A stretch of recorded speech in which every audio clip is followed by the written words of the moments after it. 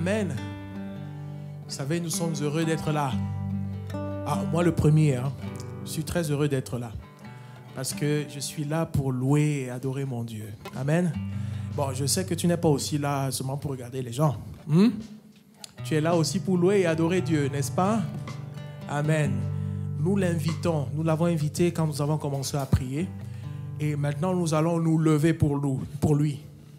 Vous savez, nous sommes des soldats pour le Seigneur. Nous sommes des soldats. L'apôtre Paul dit qu'il ne frappe pas seulement n'importe où. Il ne frappe pas dans l'air, n'est-ce pas? Nous aussi, nous ne frappons pas dans l'air. Hein? Nous sommes des combattants pour le Seigneur. Et ce que nous faisons, c'est une bataille spirituelle. Ce n'est pas une bataille contre les hommes et contre les femmes. Non. Si dans la semaine, il y a quelqu'un qui t'a fait du mal, si peut-être un collègue qui te met les bâtons dans les roues, ce n'est pas lui le problème. Amen? Ce n'est pas lui ou elle le problème. C'est spirituellement qu'il faut travailler. Amen? C'est contre les principautés qu'il faut se lever. C'est contre les esprits méchants qu'il faut se lever. Ce n'est pas contre un homme ni une femme. Amen? C'est inutile de crier sur lui. Non, laisse ça de côté. Amen? Mets ton genou au sol et prie. Prends autorité et le Seigneur te donne aussi les armes. Prends ces armes-là, revêt-les. Amen? Et tu auras la victoire. Amen? Debout, sainte cohorte.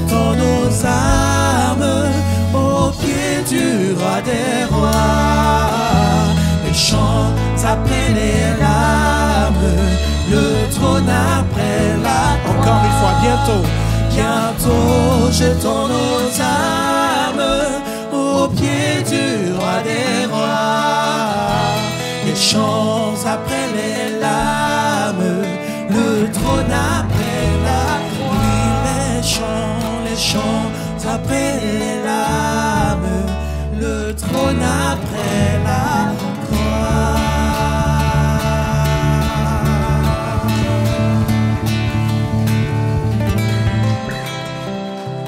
Alléluia, le trône après la gloire, après, ô Seigneur, la croix. Et nous voulons te dire merci, nous te sommes vraiment reconnaissants. Nous te sommes vraiment reconnaissants pour ce que tu as fait dans nos vies. Mon frère, ma soeur, sois reconnaissant envers ce que Jésus fait pour toi. Pense à ce qu'il a fait pour toi dans la semaine et dis-lui merci. Ce chant, on va juste répéter « Merci mon Dieu, merci mon Dieu ». Il est très simple ce chant.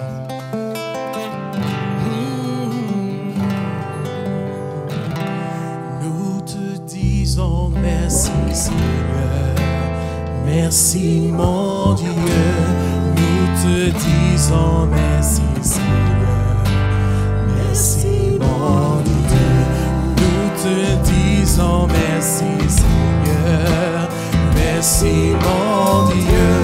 Nous te disons merci Seigneur, merci mon Dieu. Pour la semaine passée, merci mon roi, merci mon Dieu. Nous te disons merci Seigneur, merci mon Dieu. Pour le Fils donné à la gloire, mon roi, Dieu, nous te disons merci Seigneur, merci mon Dieu. Alléluia, alléluia, alléluia, alléluia, alléluia. Alléluia, alléluia, oh, alléluia, alléluia, alléluia. Encore une fois, alléluia, alléluia, alléluia, alléluia, alléluia. Une dernière fois, alléluia, alléluia, alléluia, alléluia, alléluia, oh,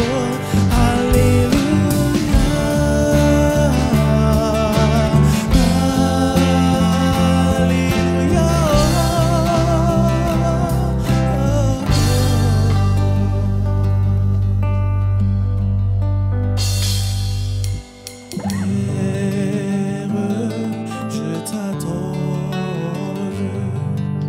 je te donne ma vie,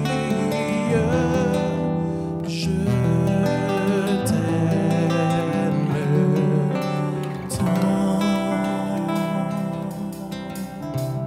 Chante avec moi, Père. Père, je t'adore, je te donne ma vie, je t'aime,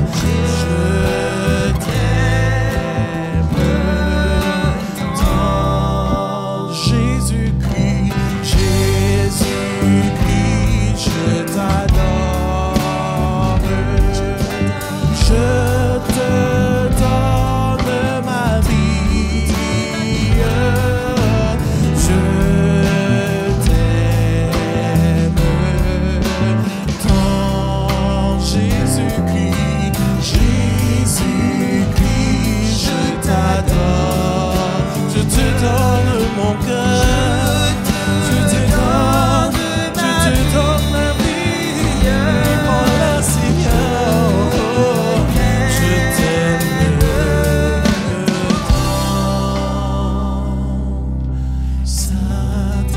Saint-Esprit, je t'adore. Adore le Saint-Esprit, tu as le droit, oui, fais-le.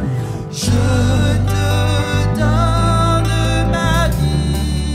Il s'agit de Dieu le Père, Dieu le Fils et Dieu le Saint-Esprit. Adore, adore le Père, adore le Fils et adore le Saint-Esprit. C'est la Trinité divine. Saint-Esprit, Saint-Esprit, je t'adore, je t'adore encore. Oh, oh. C'est toi que j'aime, oh, je t'aime encore une fois, je t'aime, je t'aime. Dis-le encore, je t'aime, je t'aime, je t'aime, je t'aime, je t'aime encore une fois. Je t'aime, je t'aime, oui je t'aime, je t'aime, je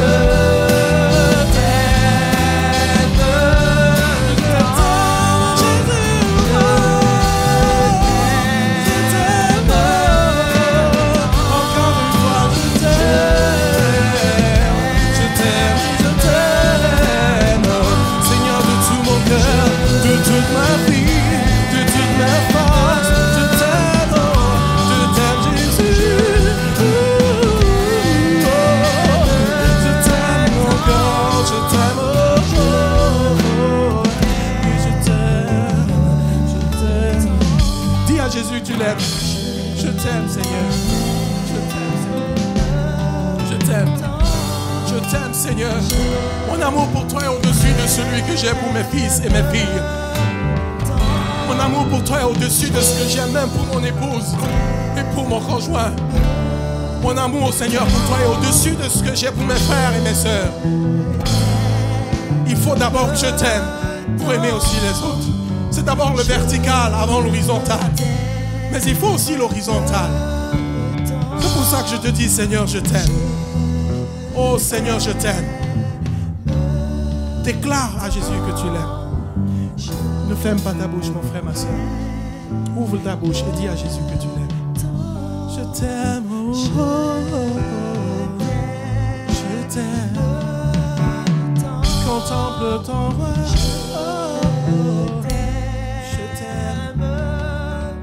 Saint-Esprit, je t'aime. Adore ton Dieu. Jésus est présent. Le Père est là. Le Fils est là. Le Saint-Esprit est là. Dieu ne nous a pas laissés orphelins. Arrête de dire que je suis seul. Tu n'es pas seul. L'Esprit de Dieu est là. Jésus est présent. Mais si tu ouvres ton cœur, tu verras la réalité là se passer dans ta vie. Alors, face à ton roi, qu'est-ce que tu vas lui dire?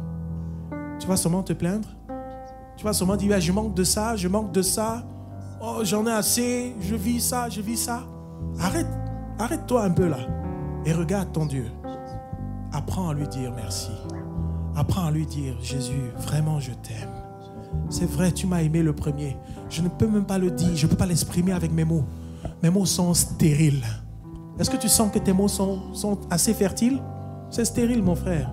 Tu ne peux pas le dire assez. Tu ne pourras pas le dire. Tu ne pourras pas l'exprimer assez. Mais prends un calme devant le Seigneur et dis-lui vraiment ce que tu ressens. Seigneur Jésus, je t'aime.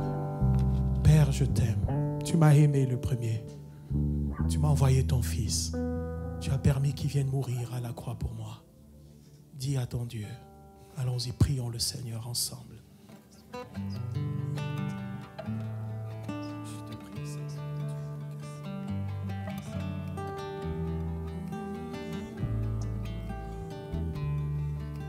Merci de t'être donné pour moi. Merci de t'être donné pour moi. Merci d'avoir souffert pour moi. Merci d'avoir souffert pour moi. Merci d'avoir porté cette humanité dans ton corps, dans ta chair. Merci Seigneur Jésus. Merci de ne nous avoir pas laissés orphelins. Merci Seigneur. Merci Père parce que tu as aimé le monde. Tu as aimé ceux qui sont dans le monde. Et tu leur as envoyé le Fils de Dieu. Merci Jésus pour ce que tu es. Merci Seigneur. Nous allons le dire encore aujourd'hui. Nous allons le dire tous les jours. Nous ne voulons pas nous arrêter de le dire. Nous t'aimons Seigneur. Nous t'aimons Jésus. Nous t'aimons mon roi.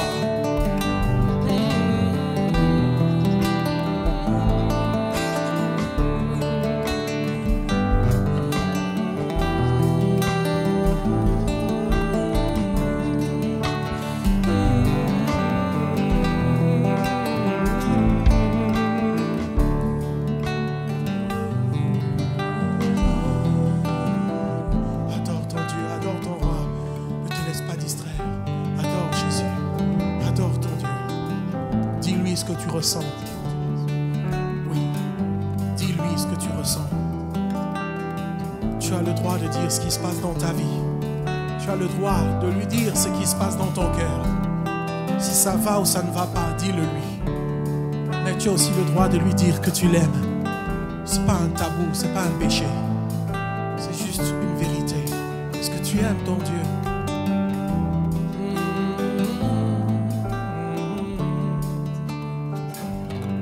Reprenons Saint-Esprit. Saint-Esprit, je t'adore. Je te donne ma vie. Je t'aime tant. Saint-Esprit, Saint-Esprit, je t'adore. Je te donne ma vie. Oh, je t'aime tant.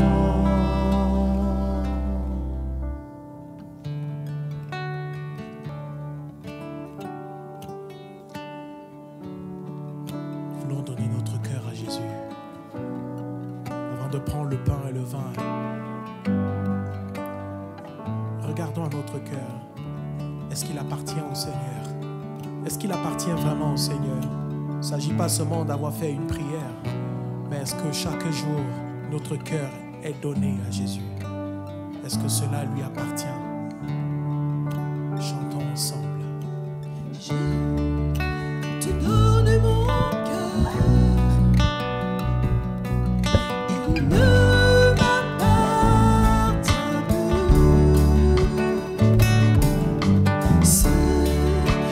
j'ai de meilleur,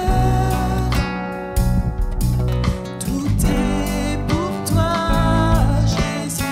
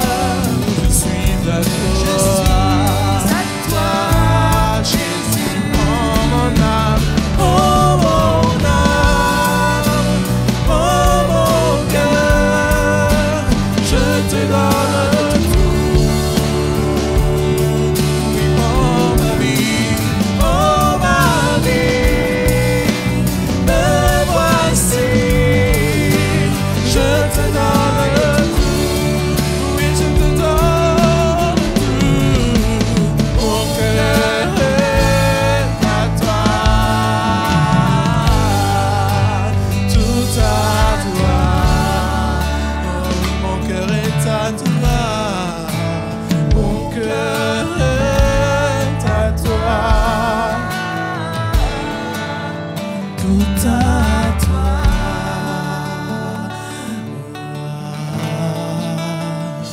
Il est à toi, il est à toi, mon cœur à toi, mon cœur à toi, il est à toi, il est à toi, mon cœur à toi, mon cœur à toi, mon cœur est à toi, chante. À toi, il est à toi, mon cœur à toi, mon cœur à toi, il est à toi, il est à toi, mon cœur à toi, mon cœur à toi,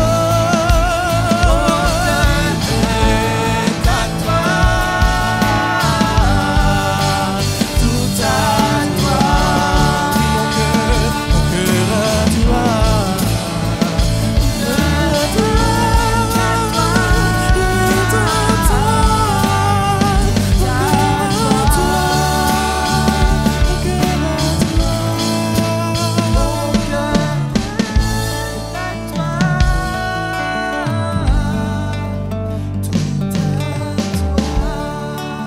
Où se trouve ton cœur, mon frère? Où se trouve ton cœur, ma sœur? Est-ce qu'il appartient à Jésus? Est-ce qu'il appartient à Jésus? Oh Seigneur, nous voulons que notre cœur t'appartienne. Cœur à toi, est à toi, tout à toi. Cœur à toi, il est à toi, il est à toi, mon cœur à toi, mon cœur à toi, mon cœur est à toi, tout à toi. Je vais inviter mes frères à se rapprocher pour la scène.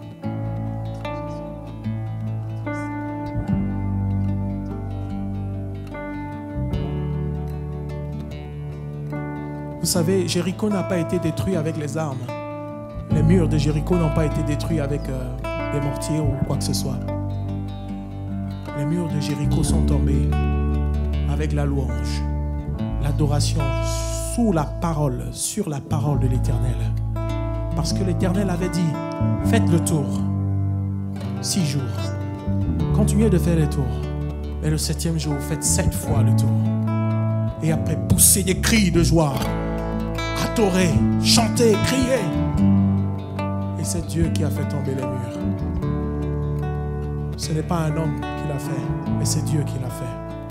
S'il y a des forteresses dans ta vie, mon frère, passe un moment dans la présence de ton Dieu. Crie, élève ta voix, et je suis sûr que le Seigneur va faire tomber ces murailles. Si tu crois de tout ton cœur, le Seigneur est capable de le faire. Regardons nos cœurs. Je veux que mon cœur t'appartienne, Seigneur.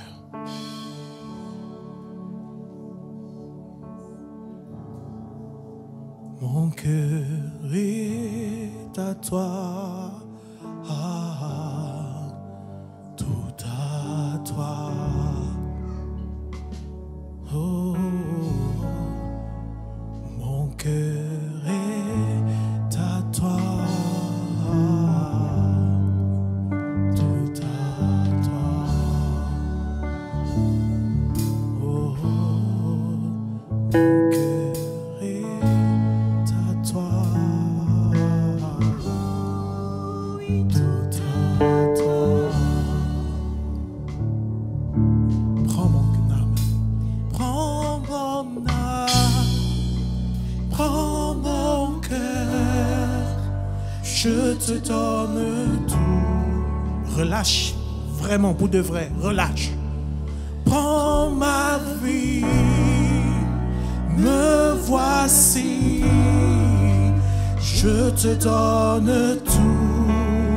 Tiens-toi devant le trône de la grâce et dis, mon cœur est à toi, tout à toi. Encore une fois, mon cœur est à toi. Cœur est à toi, Il est à toi, Seigneur. tout à toi.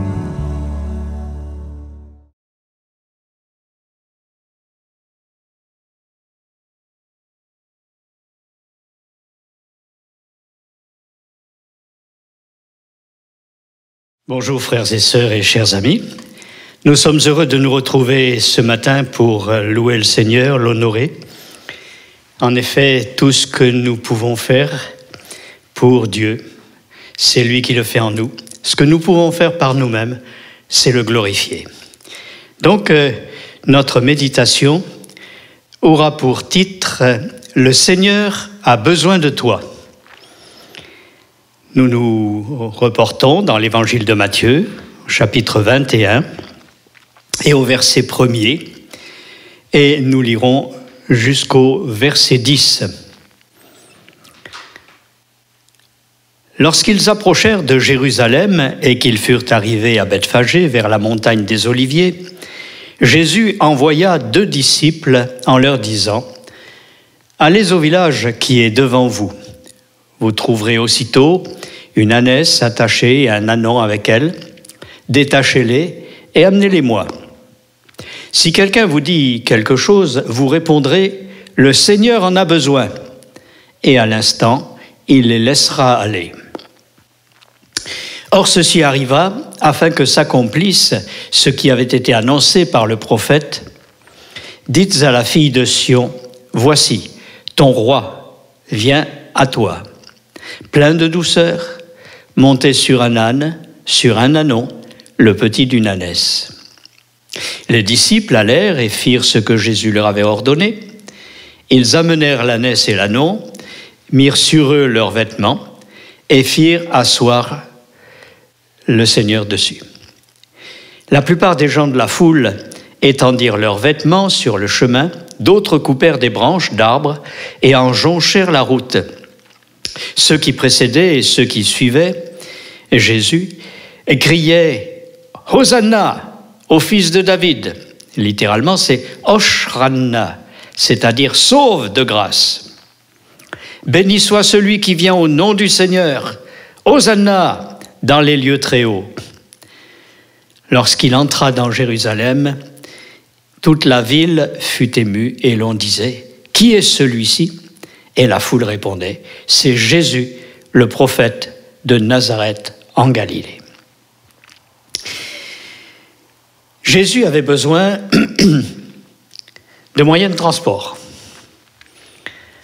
Comme la parole de Dieu a également besoin de moyens de transport, si on peut dire. L'Écriture nous dit que les porteuses de bonnes nouvelles sont nombreuses et elles courent rapidement jusqu'à l'extrémité du monde. Alors ces porteuses de bonnes nouvelles, on peut les voir dans des âmes qui vont témoigner à droite à gauche, mais aussi avec ce qui est aujourd'hui le rôle des médias et qui permet que la parole de Dieu s'en aille dans le monde entier. Là même où les hommes ne peuvent pas apporter personnellement la parole de Dieu, eh bien, elle se communique par les ondes et par tellement de moyens, la page imprimée, etc. Il y avait quelque chose à faire pour les disciples, c'était de reconnaître plusieurs choses. D'abord, l'élévation de Jésus, c'est la première des choses à envisager. L'honneur qui lui est dû par le peuple d'Israël, mais aussi leur propre position par rapport au Seigneur. Ils n'étaient pas mûrs. Les disciples suivaient le Seigneur déjà depuis 3 ans et demi et ils avaient entendu beaucoup de choses. Ils étaient déjà formés d'une certaine manière, mais eux-mêmes n'avaient pas forcément pris position. Et lorsque le Seigneur veut utiliser quelqu'un, eh bien, il est nécessaire que cette personne accepte de prendre position, de sortir de ses habitudes et de se laisser conduire par Dieu lui-même. Et c'est un peu le rôle de cet ânon qui a été pris. Un autre texte nous parle qu'il était au tournant d'un chemin, au bord d'une porte d'une propriété où étaient ses propriétaires, et qu'il était attaché. Et personne n'était encore monté sur cet ânon. Il était véritablement vierge de tout travail et de toute contrainte. Ce que Dieu veut, c'est que dans nos vies, nous puissions être disponibles et considérer que tout ce qui est de nos contraintes, comme cet ânon qui était attaché à un anneau au bord de la porte, près d'une cour de ferme probablement, eh bien, tout cela ne servait à rien tant qu'il était dans cette position. Et peut-être, toi, mon frère ou ma sœur, depuis longtemps, tu entends la parole de Dieu, tu sais que le Seigneur a mis au fond de ton cœur un appel particulier, tu sais qu'un jour, il y a un service que Dieu veut te demander, mais tu ne sais pas encore lequel. Et c'est pourquoi, comme pour cet ânon, le Seigneur envoie des messagers pour pouvoir parler à ton cœur, parce que Dieu parle tantôt d'une manière, tantôt d'une autre, nous n'y prenons point garde, mais lorsqu'il parle à notre cœur, à l'intérieur de nous-mêmes, il y a quelque chose qui résonne et on se sent impliqué. Mais par manque de maturité, eh bien, nous ne savons pas toujours interpréter les appels de Dieu. Nous ne savons pas toujours dire, Seigneur, voilà, je sens que au fond de moi-même, le Saint-Esprit me dit qu'il y a telle chose que tu m'as réservée, tel charisme particulier que je devrais exercer, ou telle fonction dans l'Église, ou encore tel témoignage à l'extérieur. Mais c'est encore flou, c'est encore très vague. Pourquoi ? Parce que nous ne sommes pas mûrs. Or, il se trouve que l'endroit près de Jérusalem, où arrivaient Jésus et les disciples, était Bethphagée. Et Bethphagée, c'est la maison des figues non mûres, qui n'étaient pas à maturité. Et après, ils sont passés à Béthanie, qui est la maison des dattes non mûres. L'un comme l'autre, c'est un manque de maturité, voyez-vous. Alors, le Seigneur veut nous faire mûrir. Il veut nous montrer que notre place est réellement au sein du peuple de Dieu et nous n'avons pas n'importe quelle fonction. Dieu a prévu un endroit particulier, une fonction particulière, un message particulier, un témoignage particulier. Alors, bien sûr, ce n'est pas toujours facile. Donc, il fallait que cet ânon soit détaché de l'endroit où il se trouvait. Et Jésus a envoyé 2 disciples, toujours par 2, parce que c'est le chiffre même du témoignage. Tout doit être affirmé par la déposition de 2 ou 3 témoins. Donc, l'appel que nous pouvons recevoir dans notre cœur, c'est déjà une première position. Dieu parle à notre cœur, mais maintenant, il est nécessaire qu'il y ait une autre affirmation extérieure qui vient confirmer ce que nous avons déjà ressenti à plusieurs reprises. Et pour vous, bien-aimés, qui avez dans le fond de votre cœur le désir de servir Dieu d'une manière efficace, eh bien, écoutez ce que le Seigneur veut dire. Au fond de votre cœur, il y a des pensées que le Seigneur fait monter. C'est le Saint-Esprit qui le fait.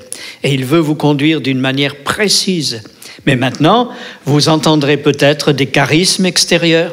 Vous entendrez des serviteurs de Dieu vous parler particulièrement parce qu'ils ont aussi un discernement pour ces choses. Et donc, il est bon qu'il y ait au moins 2 témoins pour aller plus loin dans le plan de Dieu. Jésus dit donc aux disciples, « Allez au village qui est là devant vous, vous trouverez aussitôt une ânesse attachée et un ânon avec elle, détachez-les et amenez-les-moi. Si quelqu'un vous dit quelque chose, vous répondrez, le Seigneur en a besoin. Alors, quelqu'un qui dit quelque chose, c'est effectivement le propriétaire. Alors, il y a un propriétaire que même les gens qui se sont donnés au Seigneur n'ont pas toujours conscience. C'est qu'ils ont dû changer de propriétaire. Passer de la possession du monde, passer de l'autorité diabolique à l'autorité divine. Un changement de propriétaire. Alors, bien sûr, le propriétaire légal, on pourrait dire, dans le texte, va poser la question « Eh là, qu'est-ce que vous faites là-bas? Pourquoi détachez-vous cet anon ?» Et ils répondirent, comme Jésus leur avait dit, « Le Seigneur en a besoin. » Et là, tout s'arrête. Pourquoi? Parce que probablement le Seigneur avait préparé le terrain, il avait parlé déjà à cet homme, possiblement, hein, c'était quelque chose qui était envisagé. Et en tout cas, dès que la parole a été donnée, le Seigneur en a besoin, à l'instant même, il les laissa aller. Fantastique! La parole de Dieu est puissante.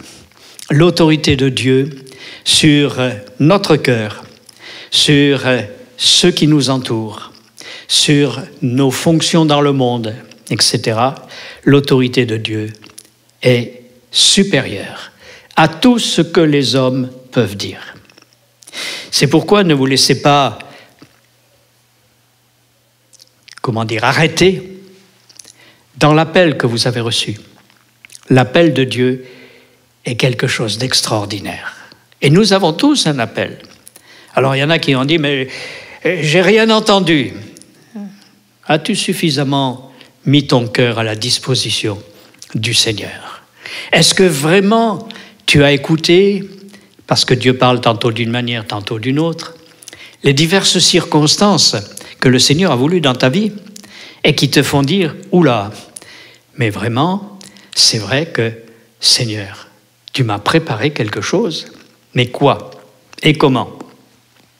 Alors, ils ont détaché l'anneau et le propriétaire n'a plus rien dit. Alors, nous savons que là même où il y a des oppositions, le Seigneur est celui qui fait tomber les barrières, qui fait ouvrir les portes et qui ensuite accomplit son œuvre dans notre vie. Qu'il en soit ainsi pour nous ce matin. Donc, ceci arriva afin que s'accomplisse ce qui avait été annoncé par le prophète, la fille de Sion, voici, fille de Sion, ton roi, fille de Sion, c'est Jérusalem, hein, ton roi vient, il vient à toi, plein de douceur, monté sur un âne, sur un ânon, le petit d'une ânesse. Alors, je ne vais pas discuter sur ce point particulier, parce qu'il fallait que ce soit réellement un ânon, le petit d'une ânesse, et que ça ne soit pas un mitigé pour faire un mulet.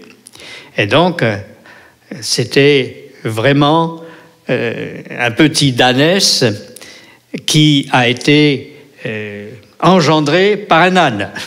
Il fallait que ce soit pur, ça fait partie des choses de la loi. Donc les disciples allèrent et firent ce qui avait été ordonné. Et ils amenèrent l'ânesse et l'ânon, mirent leurs vêtements et firent asseoir Jésus dessus. Ah, quelle image! Ils ont mis une selle. L'ânon lui-même n'avait jamais été monté. Il était pur, propre, etc. Mais il y a quelque chose qui nous parle au travers de cette image. Ils ont chacun pris leur manteau, l'ont posé sur le dos de l'animal, si bien que les couches des vêtements des 12 se sont élevées pour faire quelque chose de confortable.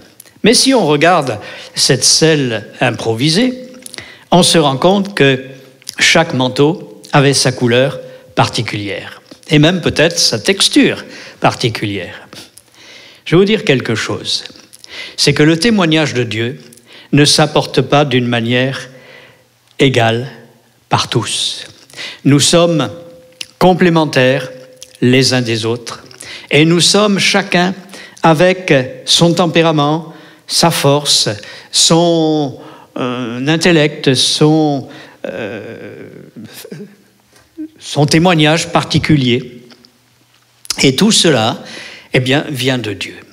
Et qu'est-ce que Jésus fait par rapport à toutes ces choses? Vous savez quoi? Eh bien, il s'assoit dessus. Ce n'est pas ce que pensent Pierre, Paul, Jacques, Philippe ou André qui doit primer dans notre vie.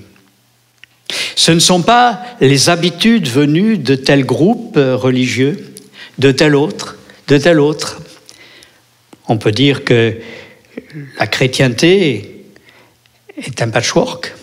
C'est comme un puzzle de beaucoup d'idées complémentaires, avec les mêmes bases, bien sûr. Et tout cela fait que quelquefois, on guerroie. Oui, moi je préfère la tunique rouge, l'autre dira non, je préfère la verte, et l'autre dira non, mais la mienne elle est mauve, elle est plus jolie que les deux. Alors non, nous sommes tous au service du Seigneur. Et chacun a mis sur l'âne sa propre couleur, cette particularité. Mais alors, finalement, qu'est-ce qui était important? Deux choses, enfin, deux aspects. D'abord, l'âne qui va porter. Ensuite, la personne de Jésus qui s'assoit sur tous les manteaux en même temps. C'est beau. C'est-à-dire que le Seigneur veut utiliser les uns comme les autres. Heureusement, le christianisme et le corps de Christ est fait de membres différents et complémentaires les uns des autres. Et comme il est dit dans l'Apocalypse, je vis auprès du trône ou devant le trône des hommes de toute nation, de tout peuple, de toute langue, de toute origine. Tous, absolument, étaient sauvés et avaient manifesté la volonté de Dieu. Alors pour nous, eh bien, nous pouvons dire que cet empilement sur l'ânon est quelque chose qui nous dit de pouvoir tendre la main aux uns et aux autres de nos frères. Parce que tout le monde ne peut pas être comme toi, mon frère, ou comme toi, ma sœur. Nous avons besoin de nous accepter les uns les autres et de dire, Seigneur, quelle est ta volonté? Ensemble, nous travaillons beaucoup plus loin. Nous allons de mieux en mieux en étant complémentaires. Ça, c'est l'œuvre de Dieu. Et Jésus, lui, s'est installé sur tout cela. Il faut qu'il soit au sommet. Ce n'est pas important de savoir de quelle manière vous vous asseyez, de quelle manière vous faites la louange, de quelle manière vous faites la prédication, ceci ou cela. Non, il faut que Christ soit élevé. Lui seul est digne d'être élevé. Et donc, c'est ce qui s'est passé. Et les uns les autres ont pu collaborer pour que Jésus soit à l'aise et faire son entrée dans Jérusalem. Maintenant, il y a d'autres prises de conscience qui ont eu lieu. Il nous est dit que la plupart des gens de la foule étendirent leurs vêtements sur le chemin, d'autres coupèrent des branches d'arbres et en jonchèrent la route. Ah, extraordinaire! Lorsque le Seigneur est mis en honneur, sans même que nous ayons à manifester beaucoup de choses, les âmes sont attirées et des cœurs vrais, bien disposés, vont dire, moi aussi, j'enlève mon vêtement et je le mets sous les pieds de l'ânon. Mais pensons que l'ânon, dans le fond, qui est-ce? C'est toi, c'est moi, c'est lui, c'est elle. Chacun en particulier. Et il y a quelque chose de spécifique à une race particulière d'ânes qui se trouve au Moyen-Orient. C'est un dessin depuis la crinière jusqu'à la queue et de la patte avant gauche à la patte avant droite, passant par les épaules. Et cela forme une croix Un documentaire que j'ai vu à ce sujet le confirmait. Je ne me souviens plus de la race particulière. Et c'est une croix bien marquée, marron, sur l'ensemble du poil gris. Et c'est un symbole qui est là, bien sûr, parce que, portant le Seigneur, nous portons sa croix. Nous portons en nous-mêmes l'œuvre de la croix. Et c'est cela que nous apportons aux autres.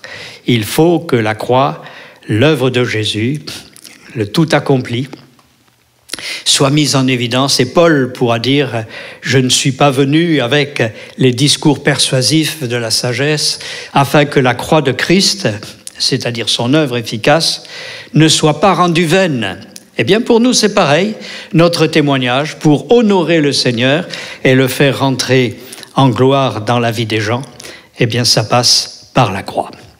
Alors maintenant, il y a ceux qui ont mis leurs vêtements sur le sol, et puis il y en a d'autres qui sont allés couper des branches et qui les ont mis également là. C'était une forme d'honneur. Et lorsque l'Église en elle-même porte le bon témoignage de la personne de Jésus, eh bien, les gens sont attirés d'eux-mêmes.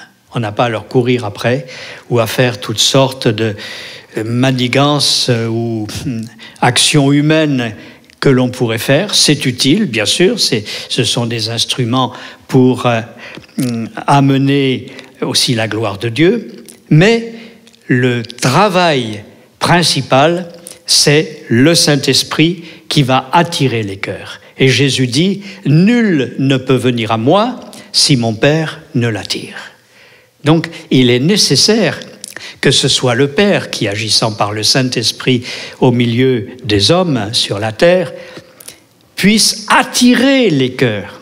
Mais comment vont-ils venir ? Ils sont attirés quand ils voient déjà que ceux qui sont proches de Jésus ont mis leurs propres vêtements au service de Jésus et dans une harmonie complémentaire les uns avec les autres. Mais si chacun essaye de tirer la couverture à soi, comment est-ce que le peuple à l'extérieur va dire « nous aussi, nous voulons honorer le Seigneur ». Donc, cette interpellation que je partage avec vous ce matin, eh bien, c'est de dire « Seigneur, que veux-tu que nous fassions ? Comment veux-tu que nous réagissions les uns vis-à-vis des autres ? Il faut que le monde voie que les choses marchent en bon ordre, que les chrétiens sont vraiment unis les uns aux autres et qu'on puisse dire, voyez comme ils s'aiment, ils ne sont qu'un cœur et qu'une âme. C'est ce qui se passait pour les premiers disciples. Donc nous avons des choses à réaliser dans ce domaine. Maintenant, pour les branches d'arbres et autres, dans certains passages, et surtout dans l'hébreu ou dans le grec, dans les deux, on peut trouver les arbres en question, ils sont mentionnés.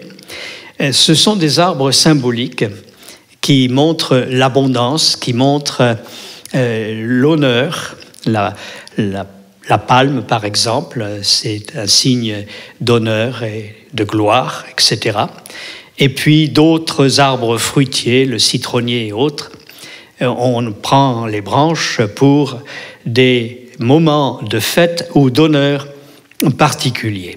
Donc, est-ce que le monde peut honorer Dieu ? Mais bien sûr, si nous honorons le Seigneur par notre dépouillement volontaire pour dire « Seigneur, ma vie t'appartient, je ne m'appartiens plus à moi-même, conduis-moi pour être un instrument utile entre tes mains. » Voilà un bel appel. Le Seigneur a besoin de toi. Pourquoi faire ? Pour manifester sa gloire, parce qu'il veut le faire au travers de nos faiblesses humaines, au travers de nos incompréhensions quelquefois, en disant « Oui, mais regarde, ton manteau, là, il dépasse plus que les autres. Allez, remets ça en place comme il faut.